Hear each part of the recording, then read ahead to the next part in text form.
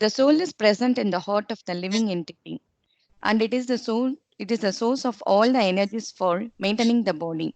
The energy of the soul is spread all over the body, and this is known as consciousness. Since this consciousness spreads the energy of the soul all over the body, one can feel pains and pleasures in any part of the body. The soul is individual and he is transmigrating from one body to another, just as a person transmigrates from babyhood to childhood, from childhood to boyhood, from boyhood to youth, and then to the advanced old age. Then the change called death takes place when we change to a new body, just as we change our old dress to a new dress. This is called transmigration of the soul. Okay, Mataji, thank you. Uh, Next, only one last paragraph is left. Who want to read? Paper.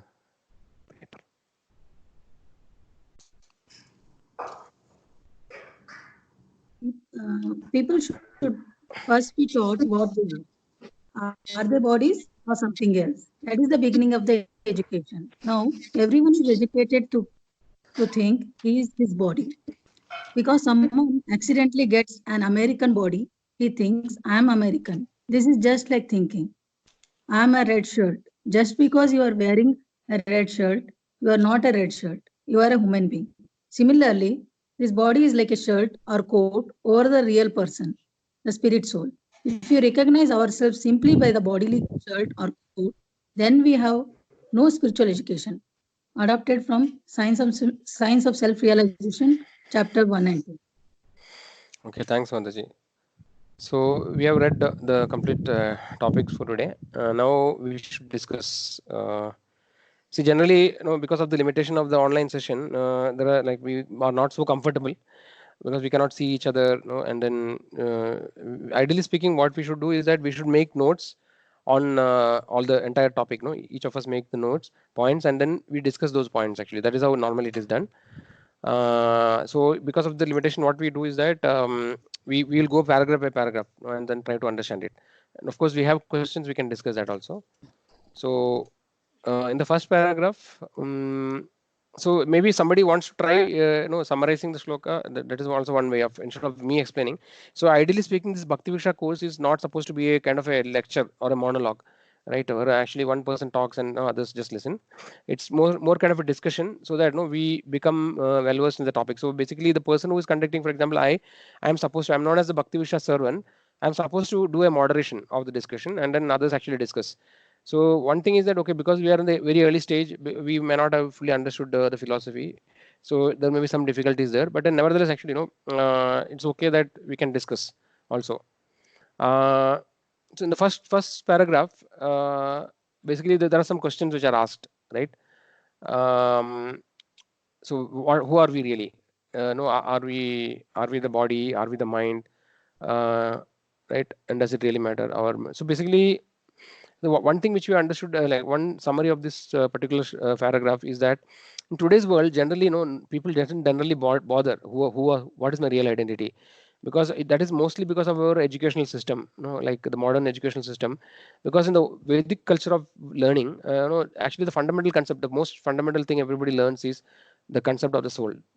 And Bhagavad Gita also, Krishna says that Adhyatma Vidya Vidyanam. So in one shloka, Krishna is talking about opulences. He's telling the what is the best among various things, and he says that the best among different things. He identifies with himself. So he says that of all the knowledge, the knowledge of the soul is the most superior. Adhyatma Vidya Vidyanam. Right, like that, and he says that all the yagyas jabayatnosmi.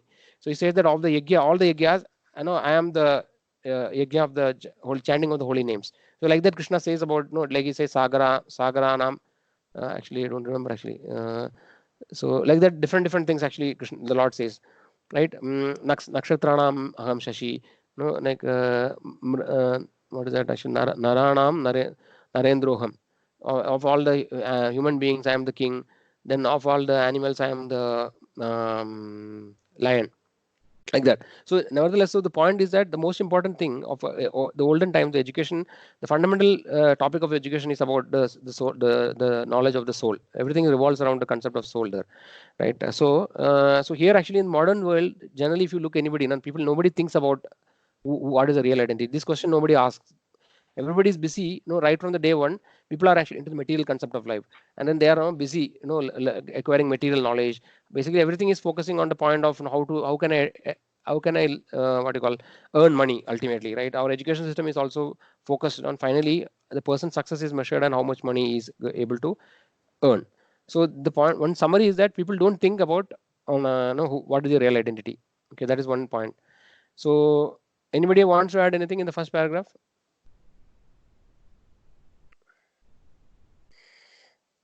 Okay, so let us move on then. So what the fundamental, so what is the most basic step in understanding the spiritual knowledge, right? The first step in spiritual knowledge is to understand what is the difference between body, right? Body and the living entity and the dead body, right? So that is what is explained actually. The first step to know is the difference between living body and dead body. Uh,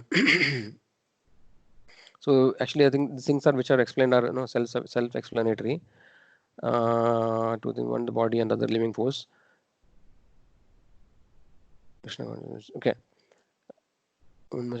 So basically, in traditionally, like now also, even in Western countries also, right? When somebody dies, or an important person dies, what they generally say, how do they express it? Actually, they say that okay, so and so, Mr. John, or whatever, no, Mr. John passed away, right? They say this actually, or no, like in Hindi, they actually say that okay, wo chala gaya, right? Wo gusar gaya. This is what actually people say. So, there's something which is important there actually to understand, right? So so let's say the person has died and his body is kept, no, and then everybody is coming to see the body, and then at this point somebody makes this statement saying that no, like, or they may say that okay, wo chala gaya, or no, he has passed away. So what does it mean actually? See, because if you consider ourselves to be the body, then that statement doesn't make sense in the sense, no, he's still there, like the body is there, right? But what is that which is passed away? Somebody has passed away means the real person has gone away, right? But then body is still there.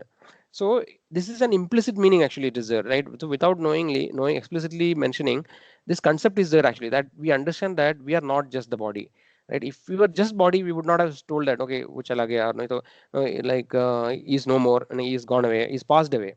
That is very important, he is passed away, right?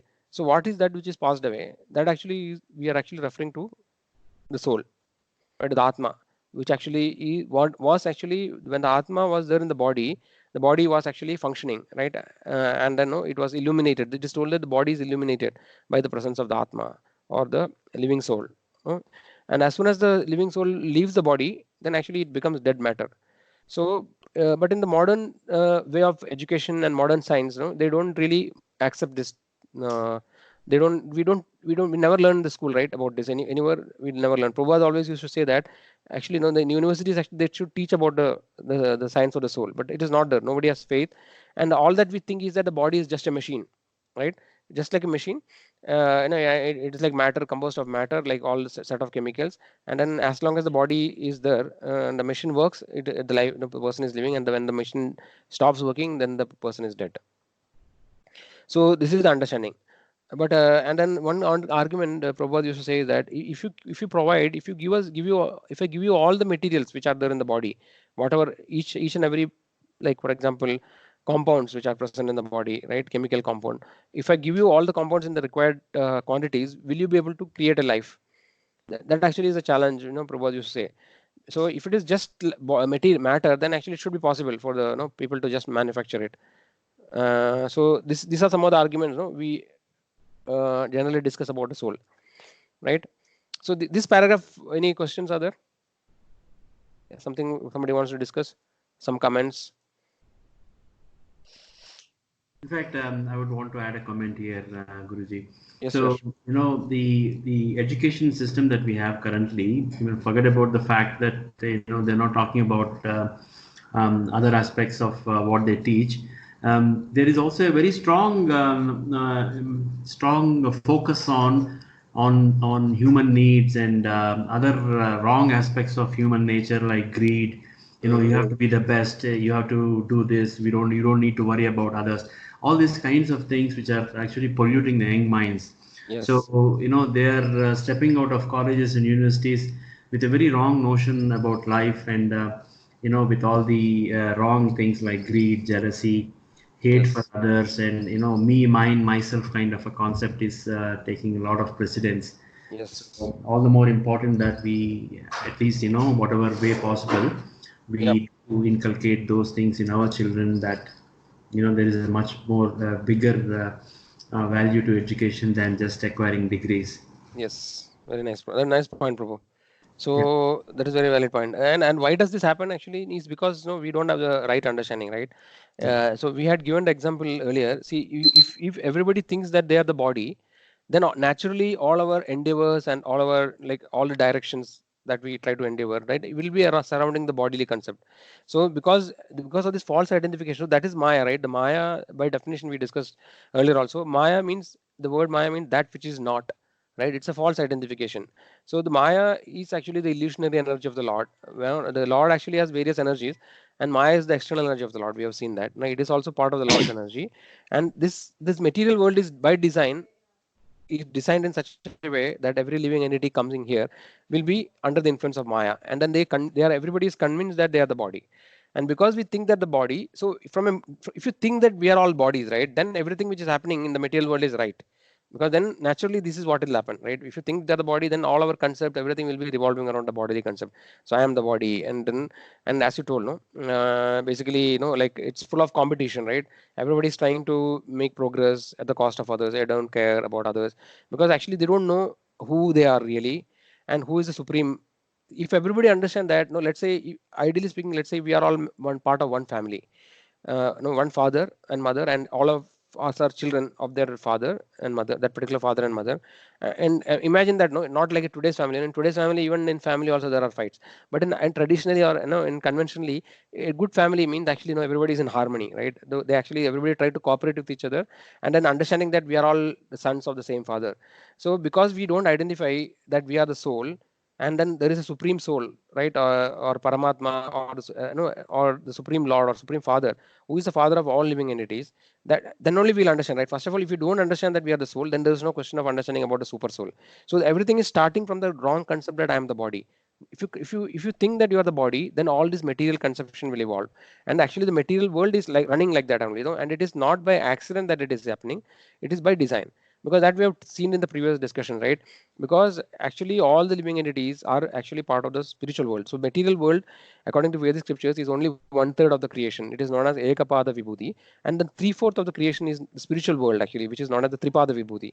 So the spiritual world is beyond our normal material conceptions or material perceptions or material senses.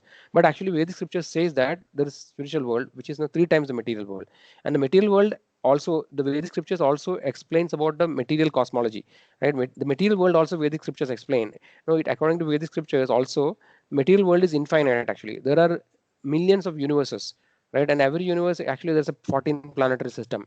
There are different planets in every universe, and then there are unlimited number of universes in the material world. And this material world is itself is unfathomable now. It's very vast, nobody can measure. So just imagine how big is the spiritual world. The spiritual world is there. There are actually information in Vedic scriptures which talks about the spiritual world, right? In Bhagavad Gita also indirectly mentions, it says that no nadat bhashayado suryo na shashango na pavaga yad gatva na nivartande taddama paramam mama. He say, Krishna says that there is another world, material, another world of this of me. No, nadat bhashayado suryo na shashango na pavaga. So there actually there is no need of sun or moon for illumination. Shashango Pavaka, Shashanga means sun, no? Pavaga means fire. Right? Nadat Bhashayado Suryo. So sun, moon, fire, etc. is not required. Nadat Bhashayado Suryo, na Shashango na Pavaga. Then he says that Yad Gatva na Nivartande Taddama Paramamama. So once you reach this world, then you never come back to this material world. So in Bhagavad Gita is more like a philosophical no, approach or understanding or summary of the Vedic scriptures, Vedanta Sutra. It's a summary. So there we see only hints. But if you go to other scriptures like Srimad Bhagavatam, and other Chaitanya Charitamrita, actually it has very elaborate description of the spiritual world, and especially the Brahma Samhita, which is written by Lord Brahma, it actually talks in very detail about the spiritual world. So the point is that actually there exists a spiritual world, and all the living entities actually are part of the spiritual world.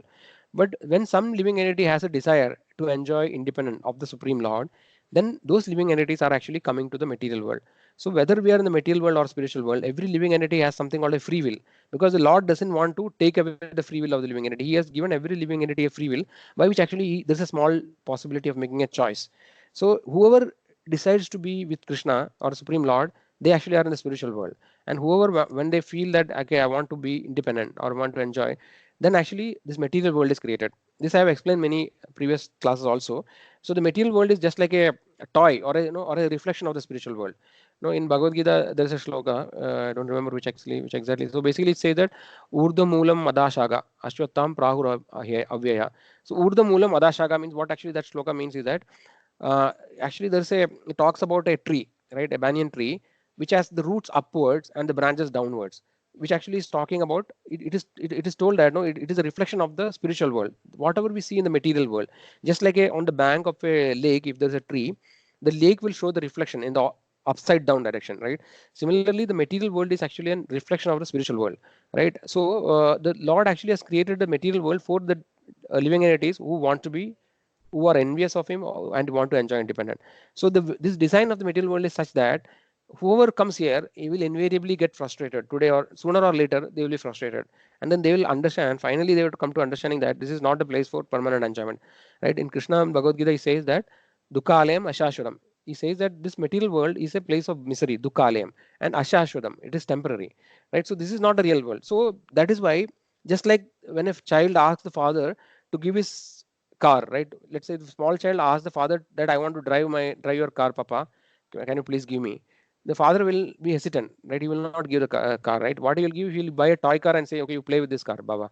This is a toy car, you play. Similarly, the material world is just like a toy, where actually the living entities are sent here, and then they try to enjoy here, and finally they decide that I can't enjoy. And whenever they become actual people, living entity become frustrated, and only in the human form of life they will start asking this question: Who am I? Right? Why am I here? Why do I suffer? Why do this problem happen? No, so these kind of questions. Who is actually the supreme? What is my connection with the supreme? So these are the most intelligent question a human being can ask. So this we discussed in the first chapter, right? Because all other living entities cannot ask this intelligent question. The human life is the only possibility where we can ask this intelligent question. So that is known as Atato Brahma Jitnasa. Right? The understanding about Brahma, the Jitnasa about Brahman, that actually is the starting of spiritual knowledge. Right? Understanding that who am I? Atato Brahma Jitnasa. And then the answer, one of the answers is that Aham Brahmasmi. Right? I am Brahman actually. I am Brahman. I am not the matter. No, I am spirit soul. So this is the first understanding of the in the spiritual line. Yeah, I think I spoke more than what is necessary maybe in this shloka. Prabhuji, this is Sujata. Yes, Mat. Can be in this paragraph, can we Hmm. had add some text like in Dwaraha in Dwaraha Yuham, the education system is different. But in Mm-hmm. Kali Yuga, the education system, so that when they come to Krishna consciousness, the Mm-hmm. people will get to know that. So in this Kali Yuga, the educational system is different, because this educational system only taught about material life, how to Mm-hmm. earn. But they are not giving any places for God actually. So if and if you are simply, if you go and say, don't it's like, greedy or anything, they should have the fearness about God. Then Mm. only they'll stop doing bad things. Yeah. So that fearness is not giving this educational system. That is a main problem actually. Mm-hmm. So in the second paragraph, if we can add some text like, the educational system in Dwaraka Yugam, the educational system is mainly concentrate on God. Dwapara Uh, Yoga, right? Dwapara Yoga, you yeah, mean to say? Yeah, Yeah, yeah, yeah. yeah. Dwapara Yoga. Yes, The Mataji. yeah. Yeah, yeah. Yes. So ideally speaking, so this course, no, this is not actually designed by me. Uh, It is coming. We have a kind of central place where actually they do some research and then they come up with the different topics. But actually, what we can do is that we can add notes, to different paragraphs. So where actually we can make a note, mm, what actually under each paragraph what points we have to cover, and then we can mention about these things. But generally, this course is designed in such a way that if somebody attends the session right in a systematic way, then actually gradually the knowledge actually they will get it. So it goes from very basic, like what is the difference between like human being and animal. That is the first session, right? The next section is about the source of knowledge. So the source of knowledge is actually also a section where actually we can talk about the spiritual knowledge and material knowledge. So there actually we can talk about the education system also, because today's education system, uh, as you told, no, like that actually aspect is there. And also in each yuga, there are four pillars of dharma, right? And each yuga, one of the pillar is is diminishing, right? So in Kali Yuga, only which is remaining little bit is the truthfulness. Then there is also dharma is there, right? Then what is that? Mercy. Then shaucham, right? What is it? Tapa, shaucham. Then so basically there are four pillars of dharma. Okay, so one is actually mercy, right? Then one is about cleanliness, shaucham. Then actually one is dharma, right? And then truthfulness. Yeah. So these are the four pillars. So in Kali Yuga, only one actually one of them. All other three things are gone. It will not be there. Okay. When each yuga, one will diminish. And Kali Yuga, little bit actually truthfulness will be there in the beginning of Kali Yuga, and towards the end of Kali Yuga, that also will completely vanish. So that is how Okay. actually it is predicted. So yeah. So that is why we have the four regulative principles. We talk about four regulative principles, right? Anybody knows what are the four regulative principles?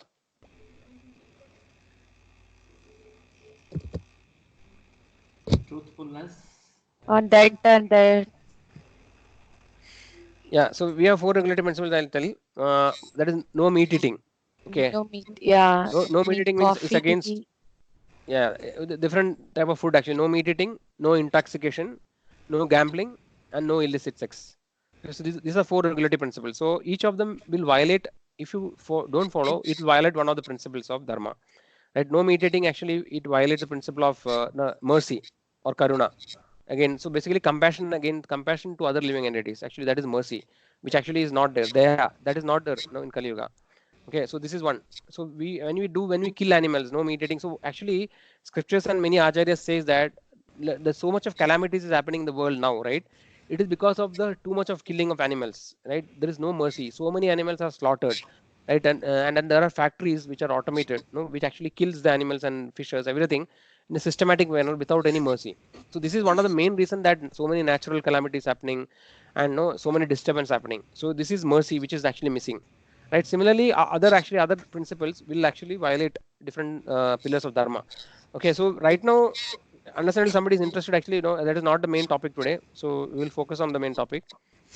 uh, I'm able to hear some echo. Just on just one last point on that, Yeah. who are you?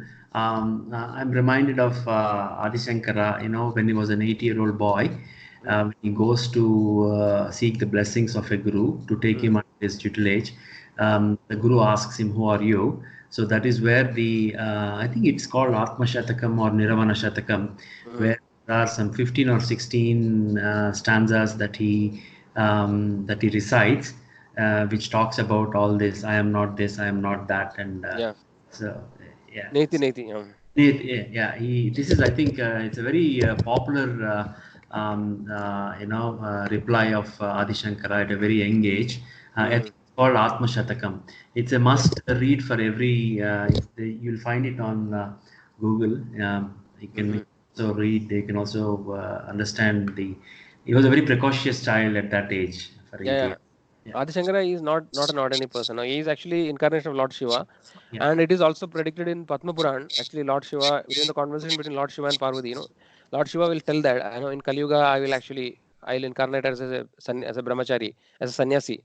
No, no. So that actually the topic is there. Actually, we'll discuss it about it. In one of the coming topics. So he's actually not an ordinary person. And so basically the Supreme Lord, he comes to the material world in as different incarnations, right? We know generally we talk about incarnation, we talk about the dashavataras, no, but dashavataras are very very less. It's very small part of the incarnation. Scripture says that the incarnations of the Lord are just like the waves of the ocean. The waves of the ocean are continuous, it never stops, right? So similarly the Lord continuously incarnates in various forms and in various times. So Adi Shankara actually is an incarnation of Lord Shiva.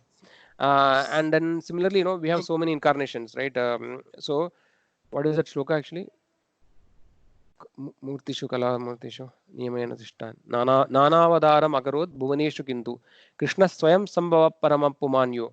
So Ramadi Murtishu. Right? So basically, the Krishna Lord says that he takes the various forms, incarnations in the material world, right? And then this incarnations is another topic. No, there are different kinds of incarnation.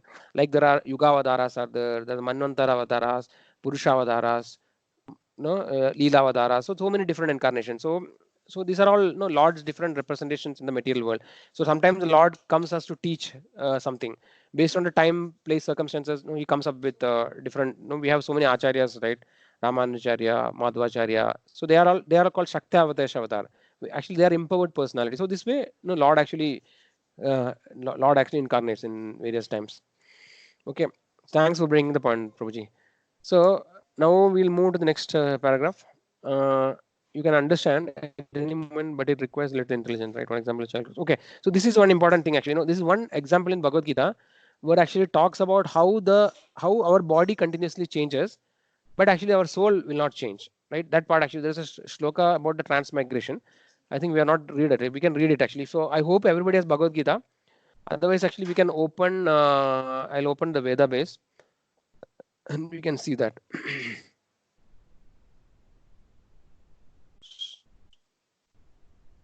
The sloka is Dehinosmin Yada Dehe. Dehinosmin Yada Dehe. What is the sloka number? 2.18. Okay, so let me open.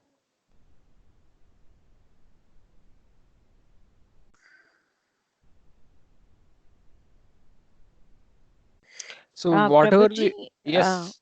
I have one doubt, Prabhuji. Mm-hmm. Uh, uh, actually, when we are 3-month-old baby, 5-month-old baby, that time we are, we doesn't know that we are Atma. Once if we come to Krishna conscious only, we come to know what is Atma and what is that body. Mm-hmm. So then only we can protect ourselves from the rebirth. Mm-hmm. So if the person till death, some people doesn't know about spiritual knowledge. So that person will again, they'll rebirth again, Mm-hmm. and when they actually, what is the next birth actually, that I don't know. And one more thing is, um, if if the again and again they'll become human, right? So No, till Mataji. uh, uh, So, Mataji, so basically, this we have discussed earlier. So, basically, according to Vedic scriptures, there are uh, 84 lakh different species. Okay, 84 lakh different kind of species of living entities, different kinds of bodies available in the material world. Okay, so human life is in that very rare actually. Okay, so when we get, so the entire process, the human birth is the only possibility where we accumulate karma. So when in all other bodies like animals and birds, trees, etc., there is no karma. So human body is the where we accumulate karma. So when you get a human birth and if you degrade very much, right, if you do extremely sinful activities, then actually it mm, is possible that you may not get a human birth again. You may degrade into an animal body. Okay. And once you miss the human birth, then actually you may have to go through the entire cycle of so many different bodies, 84 lakh species, to again get a human birth. But actually, if you are not very sinful, then you may get human births again and again. Okay. So it depends okay. actually. So if you do better, good activities, very pious activities, then you may get a birth in a very rich family, very nice family, very and if you do very, it is told that if you do extremely very good sinful very good pious activities, you may go Mm, to higher planets like Swargaloka. So according to Vedic scripture, there are 14 planetary system. There are actually mm, seven higher upper planetary and seven lower actually, right? So the Earth is the middle planetary, and the higher planets like no, there are Swargaloka, Maharloka, Taparloka, Brahmaloka, like that. There are different higher planet system. So based on the karma, the living entity will keep going up and down, in the evolution, right? yeah. So this is how it actually happens. So this process is very difficult to understand, right? But actually Okay. we'll discuss that in very detail, in the coming topics. Okay. It is more to do with the karma, right? How the human what activities a human being perform. Based on that, actually, he may get a human body or he may not get a human body. Uh, Mm, so actually there is a shloka. I will come to that first. We will read this shloka. So this okay. shloka is what actually is explained in this. So it is Bhagavad Gita second chapter 13 shloka. Okay, so we can read the shloka together. I'll read first. Dehi nosmin yada dehe Dehinosminya देहिनोऽस्मिन् yadahe kaumaram yauvanam jara kaumaram yavanam jara tada dehandara praptir tada deharanda prapte कौमारभ्यां dhiras tatra na muhyati. dhiras tatrandam hyate. धीरस्तत्रन्यते देहिनोऽस्मिन् यदा देहे देहिनोऽस्मिन् देहिनोऽस्मिन् यदा यथा दाहि देहे कौमारं यौवनं जरा कौमारं जरा यौवनं जरा तदा देहान्तरप्राप्तिर् तदा तथा देहान्तरप्राप्तिः देहान्तरप्राप्ते धीरस्तत्र न मुह्यति धीरस्तत्र धीरस्तत्र न न मुह्यते मुह्यति देहिनोऽस्मिन् यदा देहे कौमारं यौवनं जरा तदा देहान्तरप्राप्तिर्धीरस्तत्र न मुह्यति थोड़ा देहिनोऽस्मिन् यथा देहिनोऽस्मिन् देहि यदा देहे कौमारं यौवनं च तथा देहान्तरप्राप्ते धीरस्तत्र न मुह्यते Okay, so what it means is that as the embodied soul continuously passes in the body from boyhood to youth to old age, the soul is similarly passes into another body at death. A sober person is not bewildered by such a change. So this is what actually, indirectly what we are reading here is same thing. So basically here Prabhupada is talking about the different stages, right? So what is explained here is that in one way, if you look, our body is continuously changing right from the birth all through our life. Continuously our body undergoes changes. Even from a medical terminology, of a scientific process also, the cells of the body are continuously changing. So it continuously it changes. All the cells are replenished every few years, right? New cells are coming. So the body externally also, if you look at a small baby and a young person, right, there is no similarity, like there's completely it's different actually, right? So actually if you look that way, the body is fully different. But because just like the movie, in the traditionally when they used to show a movie in a theater, there is a film roll, right? And in the film roll, if you see that there is very very small changes, in that, let's say the hand is moving, so the hand in each of the reel it will be very small delta small progress of the hand, and when they play it together, it sees that the hand is continuously moving, right? Actually, there are discrete changes, but because it is, although it appears to be continuous, we are not able to perceive the change. Let's say you have a boy or you have a child at home. Actually we are not able to understand how the child's body is changing because it is a small and continuous process. But if the child goes to, let's say, his parents place, or no, or after many years, let's say after 10 years, he meets some of his relative, then that they feel that okay, that is a different person, completely changed. So this is because of our also we discussed about, no, our senses are imperfect, and we are illusion, and there are these, because of the defects we are not able to exactly see the perception of the change of the body, we are not able to understand, right? So but actually a person who is self realized, he will not be bewildered because of death, because death is just another change. Because as the body is changing, what is saying, dehi nosmin yada dehe kaumaram yauvanam jara tada dehantara prapti. So within this body, actually person undergoes changes from boyhood to youth to old age, right? So nobody is bewildered by this change. When somebody becomes no boy, when he becomes young man, nobody is actually crying or worrying, because no, it is natural and we are used to it. Similarly, a person who is Dhira, who is self-realized, he will not lament when somebody passes away. Because the only thing is that I am not able to see the next body directly. But according to scriptures, the soul actually accepts another body after death. But only thing we are not able to see. So that's a very important point actually, which is discussed here, right? Somebody wants to say something? Okay, so then another shloka which is important, which is very interesting here is this shloka. Vasamsi Jirnani. So what is shloka number 2.22? So this is also very interesting shloka. I think Prabhupada actually talks. So Prabhupada gives an example in the one of the next paragraph, right? He's saying that today, let's say today you come and meet me, you wear a particular dress, like a t-shirt and a jeans.